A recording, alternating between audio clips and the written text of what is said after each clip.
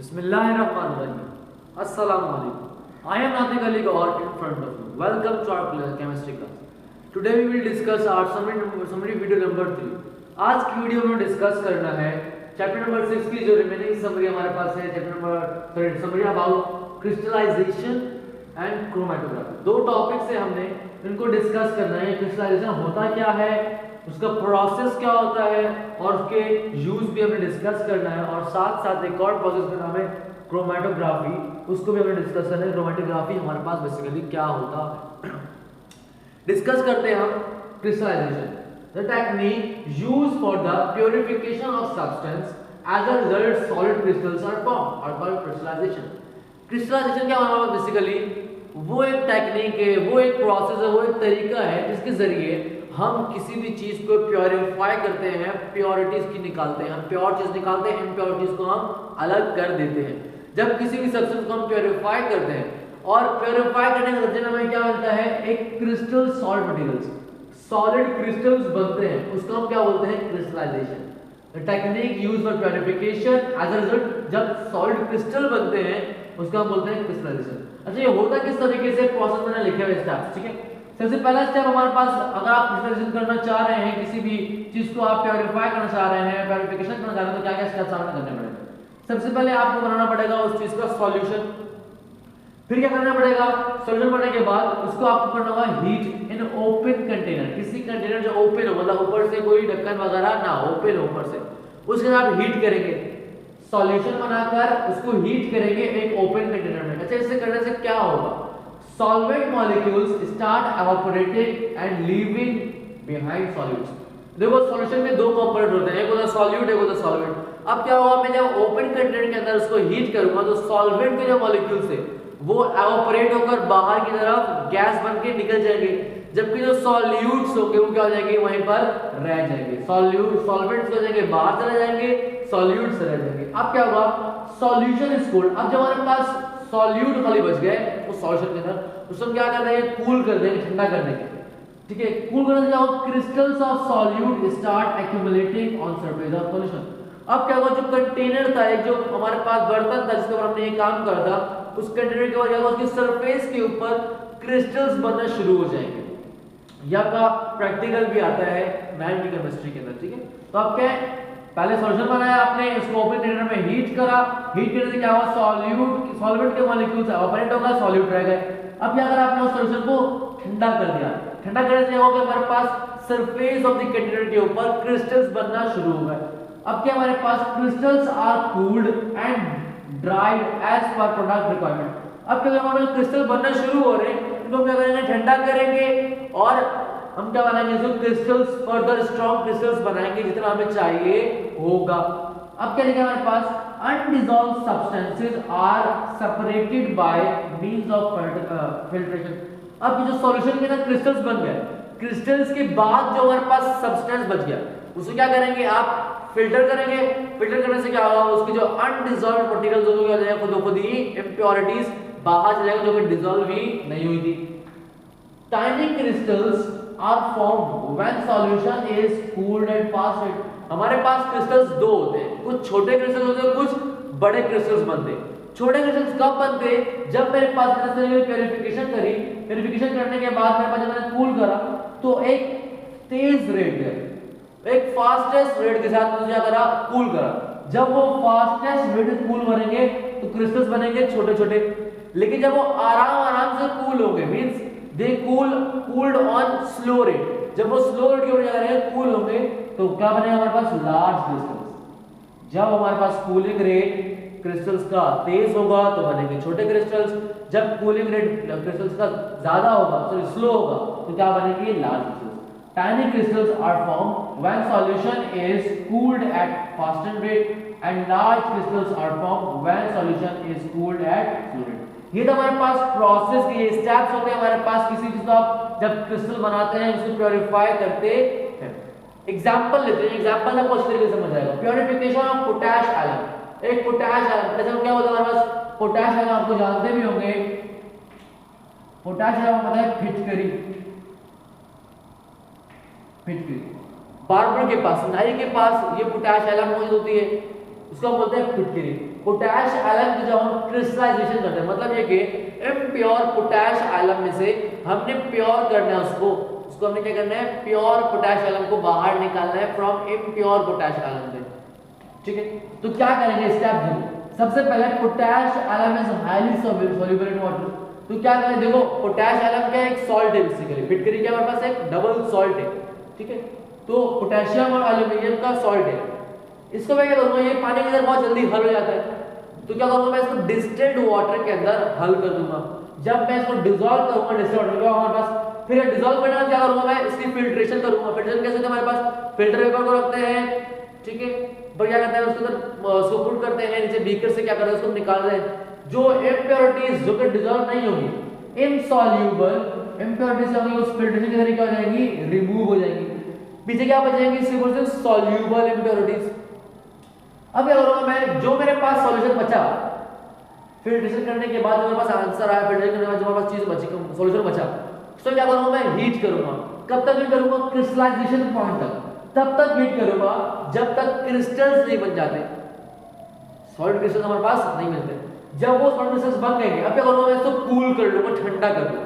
ठंडा करने से क्या होगा मेरे पास, जब मैं हीट, देखो सॉल्यूशन लगा मैंने, then heat solution to crystallisation point, solution को मैंने क्रिस्टलाइजेशन पॉइंट तक हीट करा और फिर कूल कर लिया, and then cooled then cooled का क्या करो, आप वो ठंडा कर दो।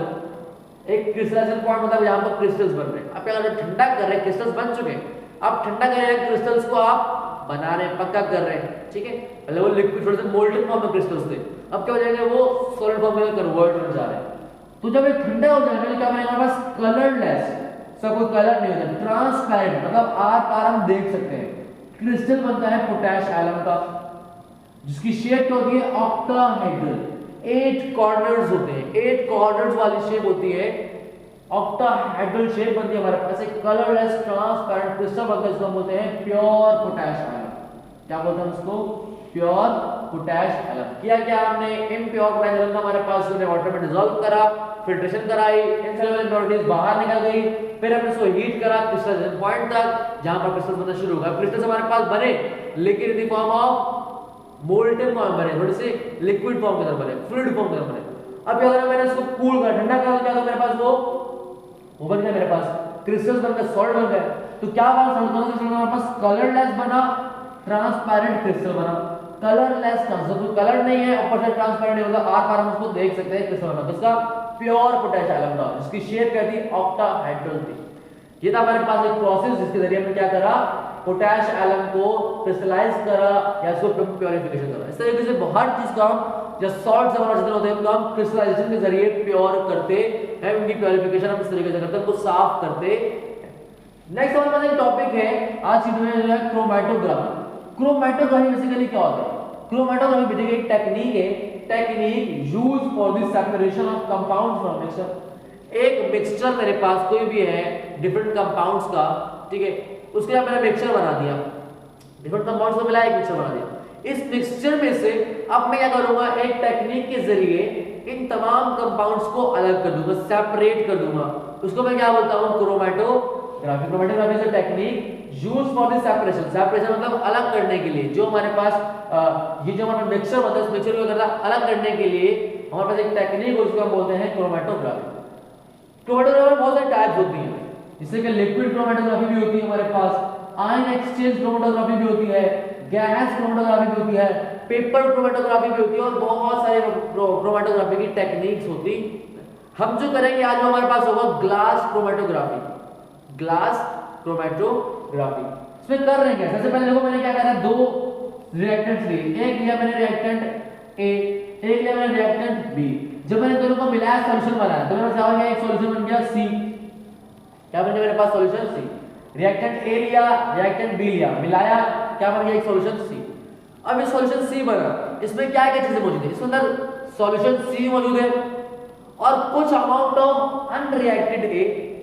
देखो इसने रिएक्ट कर दिया, अब इसका हमारे पास कुछ अमाउंट रिएक्ट कर रहा है, कुछ तो फिर भी अनरिएक्टेड रह जाएगा, उसमें क्या है, अमाउंट ऑफ अनरिएक्टेड ए भी मौजूद है, कुछ अमाउंट ऑफ अनरिएक्टेड बी भी मौजूद है, और क्या हमारे पास सी भी मौजूद है। अब काम क्या है मेरा, काम ये है कि मेरे को अब जो मेरे पास सॉल्यूशन बना, ये सी सॉल्यूशन बना, इस सी मिक्सचर के अंदर, इस सी मिक्सचर में से मैंने ए बी और सी तीनों को अलग करना है कि ए ये जो हमारे पास कंपाउंड है, जो हमारे पास ए सब्सटेंस है, वो कैसा होगा, अलग करना है, उसको सेपरेट करना है हमने एक सॉल्यूशन में से।